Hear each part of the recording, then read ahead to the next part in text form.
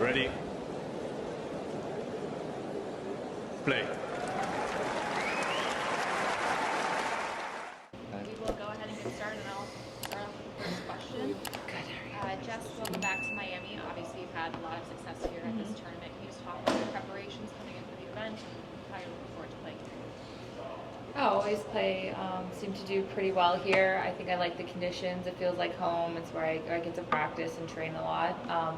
So it's always nice coming back. I think it just feels like familiar conditions and what I'm used to. So I tend to have good results here. Hopefully I can keep that trend going this year. I always seem to manage, to find my game and play pretty well. So I'm hoping that will happen again this week. Just got to piggyback on that.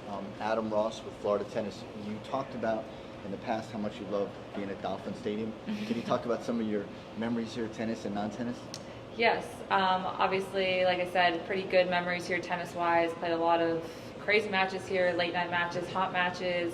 But being able to play inside the stadium is pretty cool, considering I know, like, with the football team that I can also be on the field in a totally different environment. So it's fun to see how the space really feels different and transitions between this tournament and a Dolphins and Bills game. So it's pretty cool to see. And I was here, I've been here for Dolphins games. Actually didn't get to go this year because we played them, I think, here late in the year when I was in Australia. So I wasn't able to go this year, but usually always make it down for a Miami Bills game. And it's always a lot of fun. It's always really hot and super humid. But it's cool.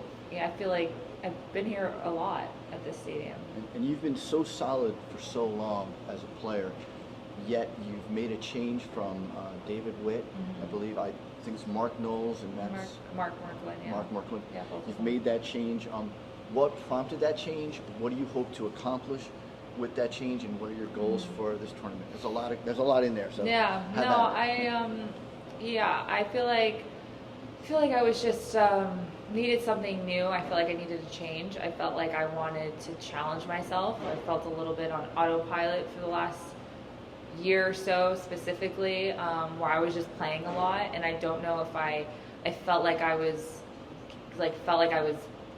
part of a process where, still as a player, obviously you want to win and you want to win matches, but I think the biggest thing as a player, which is what I did so well with David when we first started, is working on things and trying to improve as a tennis player, not just your ranking, not just winning events, but I think you have to be improving as a player constantly. And that's where you find joy in the game, joy of being a tennis player as well. And I felt like I lost a little bit of that in the last year, which sounds crazy because I still played really well, but there were definitely times where I think I was just playing, which is great, but I'm turning 30, want to make some bigger results. Like, there's changes going on. Like, I'm not the same person as I was when I was 25 years old. So I wanted to kind of fall back into that feeling of like loving the process of what I'm doing and getting better as a player. And I felt like I needed a change to do that. And I obviously am very appreciative of everything Dave and I accomplished, which was amazing. And I wouldn't change that for anything. Obviously, being able to get to 3 in the world and have all the results I've had the last 3 so years, I never would have thought that before when I was 20 or when I was going through a hard time. So. Real quick follow-up on that. You're immersed in the football world, obviously, with your family. Are there any similarities between a successful football team making a coaching change and a successful tennis player making a coaching change? Yeah, it's definitely a change. I think our coach always says to enjoy the process. It's become kind of like a joke with the fans. Like, it's all about the process with Sean, but it's really true. And I definitely think there is a period where, it's change. I mean, you get comfortable with somebody for so long, and then any type of change is different. That's why you do it, right? That's why it's a change. So I think it'll definitely be like that, a little bit of a process to get used to who I'm working with and just a different dynamic. But so far I'm really, enjoying it, and I'm excited for the challenge of trying something different and being in an uncomfortable position. And I think everyone in every sport kind of has that feeling, definitely. Jessica, Alex from UPI. I was curious, we saw the news today about Sabalenka. I was wondering, what's it mean to see her out there, and how do you support a player during a time like that, what she's going through? Yeah, that was really tough. I think all of us heard about it last night, and then obviously there was more news about it this morning, which was just really horrible. And I think all you can do is really offer support for however she wants to deal with it. You never know how someone is going to take it or how they want to grieve, and everyone's so different. So I think the best you can really do is just offer support, and that's really comforting. I hope for her to know that even though we're all competitors and we're all on kind of the stage where we're trying to beat each other, at the same time we're still somewhat of a family and co-workers, and we all work together. So I know a lot of girls have really offered up just support to say how, and sometimes there's nothing else you can say, right? Sometimes a lot of times there's nothing you can say. It's just, hey, I'm here for you if you ever need to talk or anything. And I think that's something that a lot of the girls have been doing today. Hey Jess, Cindy Schmerler, New York Times. As a member of the Player Council, have you met with representatives from the Saudi Tennis Federation, or are you today? And I understand this announcement is imminent, and I love your thoughts on the latest. I have not personally. I'm sure some maybe have or had conversations, I'm assuming. I have not personally, but I know that, there's supposed to be a discussion soon about kind of what is happening. So I don't really know that much about it. I think I kind of heard when the reports came out a few weeks ago about them making an offer, whatever was in the news. That's when I heard about it, was when I read that article. So I didn't really know anything further. But it kind of just popped up out of nowhere. So I really don't know that much, to be honest. Well, I'm actually referring to the announcement that they will host the WTA Finals. Yeah. I didn't know which one, because there's a lot of different. No kidding. The finals. Yeah, did we announce that yet? I don't know. Not yet. Okay. But imminent. I know that's been going on. Obviously, they've worked with the ATP. They've done some next gen stuff. They've been in every single sport, and I think we were always aware that was a massive possibility, that they're going to want to be in tennis and come to us and come to the WTA side. And so it's been a lot of long discussions with players on how they feel about it. Are they comfortable? What other stipulations come with it? How can we make this maybe a positive story? What, the pros and cons, like basically what are all the pros, what are all the cons? How do we outweigh them against each other, and what makes the most sense? So that's been a discussion that's been going on, for a while. And I'm all for, as long as we can see something really positive. And like I said, if most of the pros or a lot and outweigh some of the cons, or if we can change the narrative over there, then I think it can be a good thing. But it's something that I don't think every single person is going to agree with. But at the same time, for the protection of our sport and what we saw happen with the golf and all of that stuff, I think it's something that we kind of have to deal with. I don't think we can kind of just, say, oh, it's never going to happen and stuff like that. And I think after what happened with the golf, we've kind of had to take on a different side of that instead of totally ignoring them. A couple more questions. Hi. Hi, Anastasia with Talking Tennis. You talked a little bit about the weather, and yesterday, unfortunately, we had a player who fainted on court, probably because of the heat. Do you think, in general, it's all about just getting acclimated to the weather you're playing in? With the schedule, that seems a little tough, going from one location to the other. I think the particular player was at Indian Wells, Arizona, and then Miami.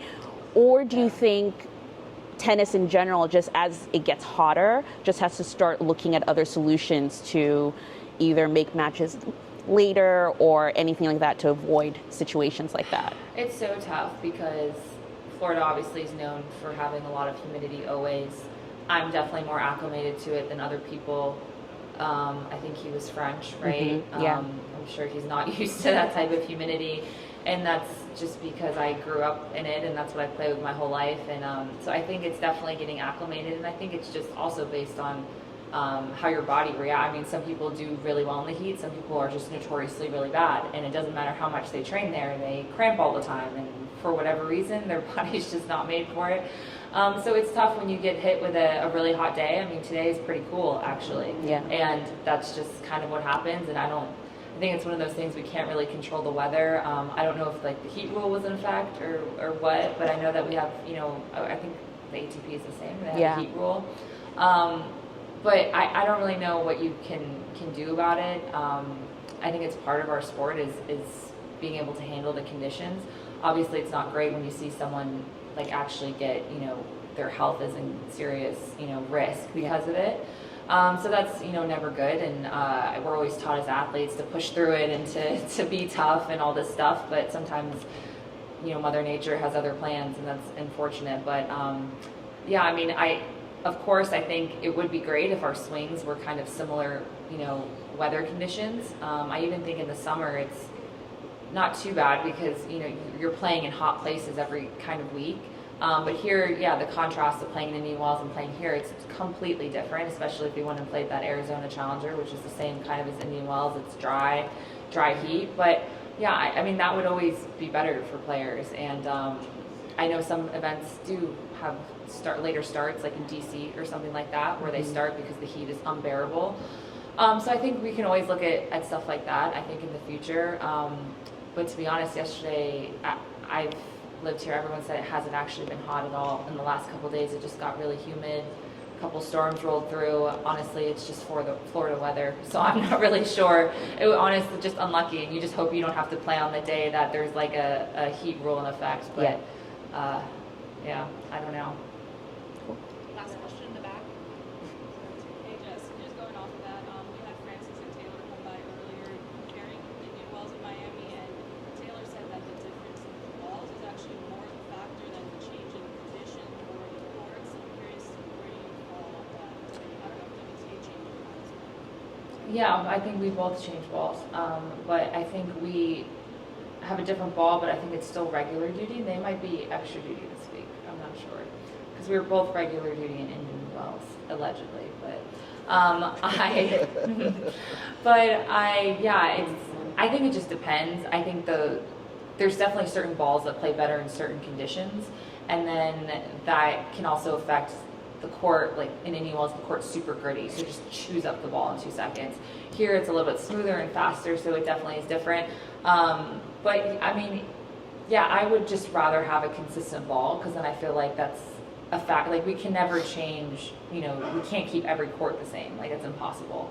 So to me, yeah, if we could just at least keep the same ball every single week, we would at least get a handle on that variable. And then there's other variables that we can kind of just let go. But when you're constantly switching with all of them, it makes it, really tough. And the conditions are just, night and day. And throwing a totally different ball, we have to change our tension and all this stuff on top of that is not ideal.